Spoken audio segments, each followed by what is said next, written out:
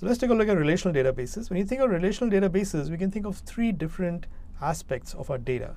So typically what happens is that we have something called a data model, and the data model is the structure of our database, the entities and the relationships. The idea behind relational databases, like I said earlier, is to somehow come to a point where your database has minimal redundancy and maximal consistency, right? And I say minimal and maximal because you can build a perfectly non-redundant database, I assume, but in reality, you will sacrifice some querying speed for every gain that you make in reducing redundancy or increasing consistency. So there's a trade-off, right? But the goal is to minimize that. So the first step really is to look at your problem, look at the data world that you're looking at, and build a data model, an abstract model that has nothing to do with computers or nothing to do with storage, but just a model that represents the structure of your data.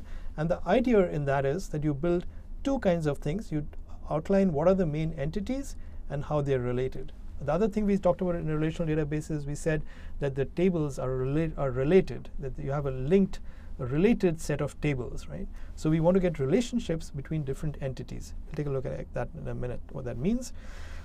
The next thing is that once you have a data model, you convert that into what's called a relational model, and the relational model is nothing other than the set of tables that your database should contain.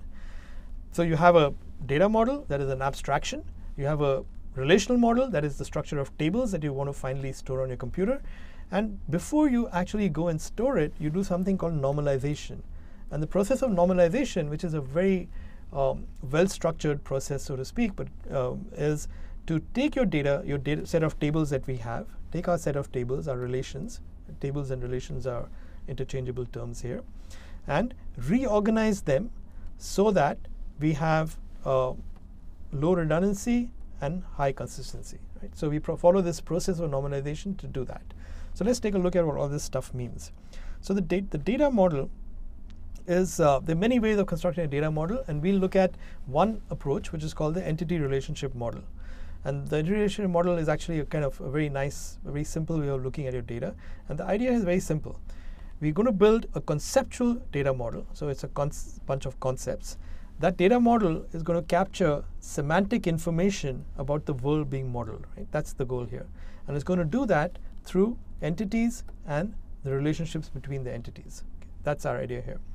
So what does that give us? Well, it tells us that the main components of our entity relationship model are two of them. They are entities and relationships. So let's take an example. Let's say we were modeling a university system. In a university system, we have many things that we might want to model, but some of them are students. They are students in the university. So we have an entity, a real world thing called an entity, called a student, right? We know that they are students, so we say, hey, we have students. So let's say they're one entity. We have professors, obviously, because the students are there to learn, etc. We have courses. That's what they take. Like this is a course, so it's one entity, right? And we have rooms in a not in a online university, of course, but in a real world face-to-face university. You have rooms where the students and professors are going to meet and attend classes. Okay, that's the idea here. So many other entities. We could add entities like buildings, departments. We could add entities like furniture. Maybe cafes, dining halls, student dormitories. There's everything that has a real world equivalent, and it doesn't have to be physical. It could be an abstraction, but some kind of real world equivalent is a potential entity, right? So there are many such entities, but let's say we start with these four, right? There could be many more, and the goal, roughly, as you should have figured out by now, is that we should be able to build a model that takes these four entities, or these entities, whatever we identified, and builds a network of relationships between these entities. And then we have what's called a relational, and a model of our data that will work in the relational world. Because in the relational world, we need a linked, networked model, right? Relationships between the different entities. So that's our entities. Now we take so the first step is to identify the entities. So once we have them, we take each entity and see how it is related to the other entities. And there may not be a relationship with everything, but there should be a relationship with at least one other entity. Otherwise, there's something wrong with your model. You don't really have things that are completely disconnected from everything else inside a data model. So for example, we have a student entity and a course entity, and we have students who enroll inside courses. So we can call this relationship an enrolled in relationship.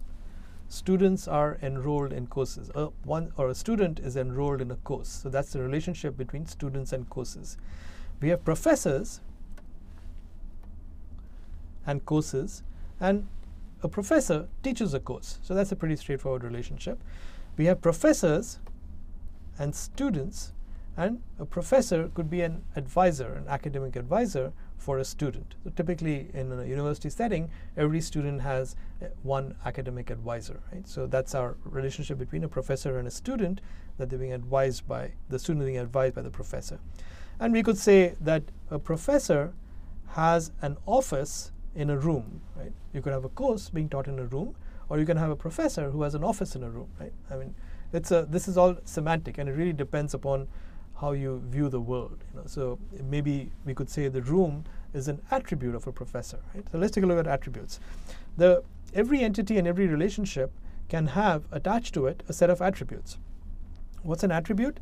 An attribute is a property of the entity or relationship. So it's you can think of some data, think of it as being some data element that is useful to record with that entity. And the key term is useful. It has to have meaning in our world. So for example, we have professors in a university, and there are many attributes we can attribute to them.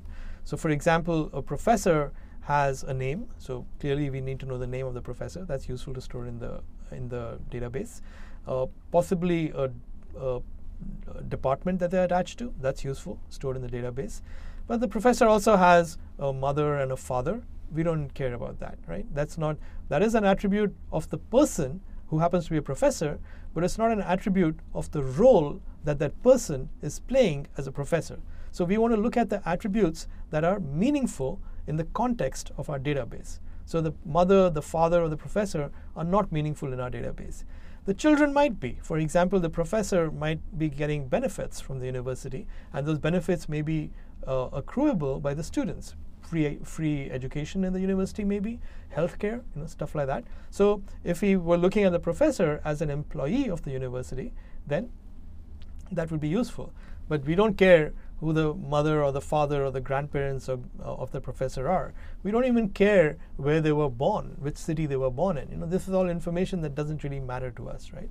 So we only want to store the stuff that is useful in the context of our database. So if you're looking only at the academic, if you're building purely an academic database, and that's probably what we are doing here. If this is purely an academic database, then we don't even care about children or anything that has to do with benefits, right? We only care about the academic role. And the academic role, we're interested in where the professor's office is. We want to know maybe the department and things like that, and maybe the average ratings or history of ratings and those kind of things, but nothing really beyond that, right? So only the academic data is what we care about. So let's take our professor attribute then. So a professor relationship entity then. So a professor entity contains, we can think of having three attributes: the name of the professor, because that's important; the office, wherever the room is, and this is a nice example. I'll come to that in a second, and the department that they belong to. Okay. So here, what I've done actually is I've taken the office relationship here, this one, the office and the has office relationship, this one, and made that into an attribute over here, and that's perfectly reasonable. Okay, you can do that. You can do that if it makes sense. So an attribute can become a relationship if it's important enough to have existence of its own. So for example, if a professor's office has, say a professor has multiple offices, right? Then we would have a problem. We have to say office 1, office 2, office 3, and we don't want to do that. Then we might want to say, hey, the office is a relationship rather than a entity, rather than attribute. Okay, so things like that. So it depends on how we want to structure it. The point being that the way our data, our model is going to represent our data depends upon the way we want to use the data. Right? So there's no perfect way of recording a data model. That's the bottom line.